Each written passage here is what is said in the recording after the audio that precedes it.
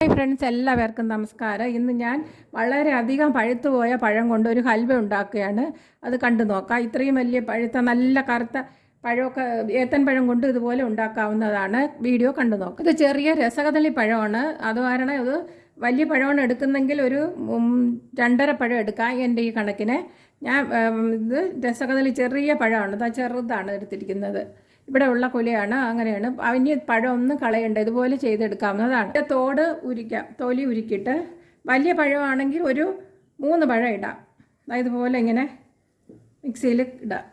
ഇതിനോടൊപ്പം ഒരു ഗ്രാമ്പു പട്ടയും. ഇതിൻ്റെ ഫ്ലേവർ ഉണ്ടെങ്കിൽ നല്ല സ്വാദാണ്. ഇതെല്ലാം തൊലിയൊക്കെ ഉരിച്ചിട്ടിട്ടുണ്ട്. ഇത് നമുക്ക് നല്ലവണ്ണം പേസ്റ്റ് രൂപത്തിലാക്കിയിട്ടുണ്ട്. ഇതിലേക്ക് കോൺഫ്ലവർ 2 ടേബിൾ സ്പൂൺ. കോൺഫ്ലവർ കടയിൽ വാങ്ങാൻ കിട്ടും. കോൺഫ്ലവറാണ്. കോൺഫ്ലവർ 2 ടേബിൾ സ്പൂൺ കൂടി ഇതിലിട്ട് നന്നായിട്ട് മിക്സ് ചെയ്തിട്ട് വരാം. ഇനി ഒരു പാത്രം അടുപ്പയിൽ വെച്ചിട്ട് ചൂടായിട്ടുണ്ട്. അപ്പോൾ 3 ടേബിൾ സ്പൂൺ പഞ്ചസാര ഇടാം. 3 ടേബിൾ സ്പൂൺ ഇട്ടിട്ടുണ്ട്.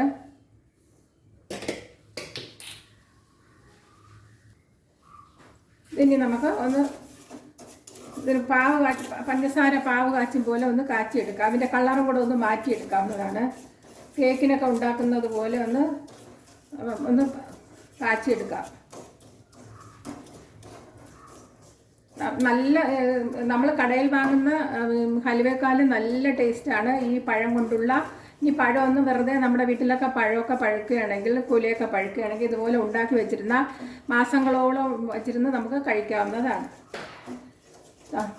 പാത്രം ചൂടായി കഴിഞ്ഞാൽ പിന്നെ ചൂട് കുറച്ച് ലോ ഫ്ലെയിമിൽ വെച്ച് നമുക്ക് ഇങ്ങനെ എടുക്കാവുന്നതാണ്. ലോ ഫ്ലെയിമിലാണ് വെച്ചിരിക്കുന്നത്. ഇതുപോലെ തവിയിലൊക്കെ ഒട്ടിയിരിക്കുകയാണെങ്കിൽ ഇങ്ങനെ എടുത്തിട്ടാൽ മതിയാകും. കളറൊക്കെ മാറിയിട്ടുണ്ട്. ലോ ഫ്ലെയിം തീർച്ചയായിട്ടും ചൂട് കൂട്ടി വെക്കാനേ പാടില്ല. ഹൈ ഫ്ലെയിമിലൊന്നും വയ്ക്കരുത്. എങ്കിൽ കാരമൽ ഇതുപോലെ ഉണ്ടാക്കാൻ പറ്റത്തില്ല. ഇതുപോലെ എടുക്കാം. കളറൊക്കെ മാറി വന്നിട്ടുണ്ട്. അപ്പോൾ നമുക്ക് 1 ടേബിൾ സ്പൂൺ വെള്ളം ഒഴിച്ചു കൊടുക്കാം. ലോ ഫ്ലെയിമിൽ തന്നെ കുറച്ചായിട്ട് ഒഴിച്ചു കൊടുക്കുക. ശകലമായിട്ട് ഒഴിച്ചു കൊടുക്കുക. 1 ടേബിൾ സ്പൂൺ മതിയാകും. അതുണ്ടോ?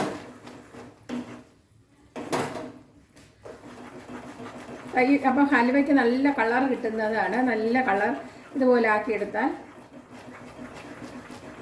ചൂട് കൂട്ടരുത്. ചൂട് ഇങ്ങനെ തന്നെ വയ്ക്കുക. നൂൽപ്പരുവാകണം ഇങ്ങനെ. എളുപ്പം ഉണ്ടാക്കാം ഒരു ഹലുവ. നമുക്ക് ഏതാനും മിനിറ്റുകൾ കൊണ്ട് തന്നെ കുഞ്ഞുങ്ങൾക്ക് നമുക്ക് ഹലുവ ഉണ്ടാക്കി കൊടുക്കാവുന്നതാണ്. ഇനി നമുക്ക് ഇതിലേക്ക് ഇതുപോലെ ആയിട്ടുണ്ട്. നൂൽപ്പരുവാവണം. ഇങ്ങനെ നൂൽപ്പരുവാകുമ്പോഴത്തേക്ക് നമ്മുടെ ഈ മിക്സിയിൽ അരച്ചു വെച്ചിരിക്കുന്ന ഇതിട്ട് കൊടുക്കുക.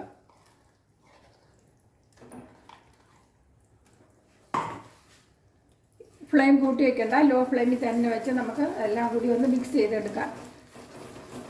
ചെറിയ ചൂടേ പാടുള്ളൂ. നല്ല ടേസ്റ്റായിരിക്കും. നമുക്ക് അവരൊക്കെ ഓടി വന്ന് കുഞ്ഞുങ്ങളൊക്കെ കഴിക്കുന്നതാണ് ഹൽവ. ഇതിൻ്റെ പ്രത്യേകത എന്ന് വെച്ചാൽ പെട്ടെന്ന് തന്നെ നമുക്ക് ഉണ്ടാക്കാൻ പറ്റുന്നതാണ്. ഫ്ലെയിം ഒരു കാരണവശാലും കൂട്ടി കൊടുക്കാൻ പാടില്ല. ഇങ്ങനെ ഇത് ഞാൻ നോൺ സ്റ്റിക്ക് എടുത്തതേ ഉള്ളൂ. വേറെ പാത്രത്തിലും ഇട്ട് ചെയ്യാവുന്നതാണ്. അപ്പോൾ അതിന് ഇതിൻ്റെ കൂടെ തന്നെ ഇപ്പോൾ നമുക്ക് നെയ്യ് കൂടി ഒഴിച്ചു കൊടുക്കാം. ഇതിനോടൊപ്പം തന്നെ നമുക്ക് നെയ്യും കൂടി ഒഴിച്ചു കൊടുക്കാവുന്നതാണ്. 1 ടേബിൾ സ്പൂൺ നെയ്യ് എടുത്തിട്ടുണ്ട്. ഒന്ന് കലക്കി മിക്സ് ചെയ്തെടുക്കാം. ഇളക്കിക്കൊണ്ടിരിക്കുക. നേരത്തെ പറഞ്ഞ മാതിരി ചൂടൊന്നും ഒരിക്കലും ഈ ഹലുവ ഉണ്ടാക്കുമ്പോൾ ചൂട് കൂട്ടി വയ്ക്കാനേ പാടില്ല.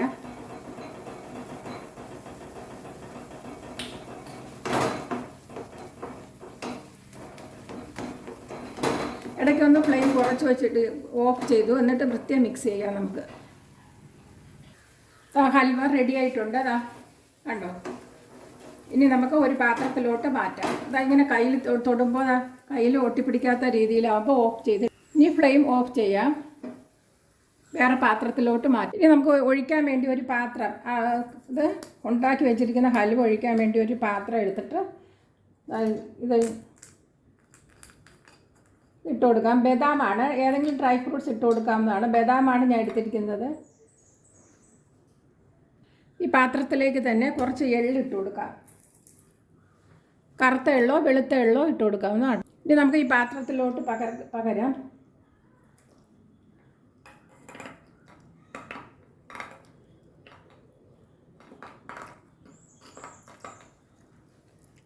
മുഴുവൻ ഒഴിച്ചിട്ടുണ്ട്. അതിൻ്റെ ഷേപ്പിൽ ചെറു ചൂടോടെ ഒഴിക്കുക.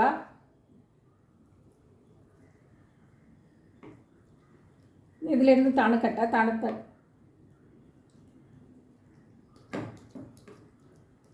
ഇത് ഒരിക്കൽ കഴിച്ചാൽ എപ്പോഴും നമ്മൾ ഉണ്ടാക്കി തന്നെ കഴിക്കും. ഇത് കണ്ടോ, നമ്മൾ കടയിൽ നിന്ന് വാങ്ങുന്ന ഹലുവ തോറ്റു പോകും. അത്രയ്ക്ക് നല്ല ഹലുവയാണ്. കോഴിക്കോട് ഹൽവയൊക്കെ ഇതിൻ്റെ മുമ്പിൽ തോറ്റു. അത്രയ്ക്ക് നല്ല ടേസ്റ്റാണ്.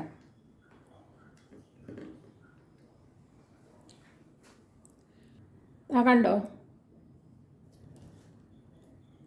ഇതുമാതിരി ഉണ്ടാക്കി എടുക്കുക. തണുത്തതിന് ശേഷം നമുക്ക് കമഴ്ത്തി വയ്ക്കാം. കമഴ്ത്തി എടുക്കുമ്പം തണുത്തതിന് ശേഷം കഴിക്കാം. തണുത്തതിന് ശേഷം മാത്രമേ കഴിക്കാവൂ. തണുത്തിട്ടുണ്ട്. ഇതിനി നമുക്ക് തട്ട് കൊടുക്കാം. കണ്ടോ, ഹൽവ റെഡി ആയിട്ടുണ്ട്. നല്ല സൂപ്പർ ഹൽവയാണ്. കണ്ടോ, കോഴിക്കോട് ഹൽവയൊക്കെ നേരത്തെ പറഞ്ഞ മാതിരി തോറ്റു. അത്രയ്ക്ക് നല്ല സോഫ്റ്റ് ആയിട്ടുള്ള ഹൽവയാണ് ഉണ്ടാക്കി കാണിച്ചത്. ഇനി കട്ട് ചെയ്യാം. കണ്ടോ,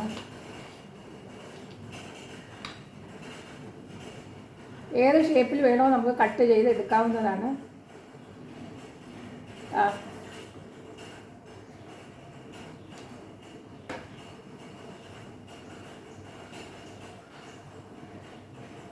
ഹൽവ അടിപൊളി ഹൽവയാണിത്.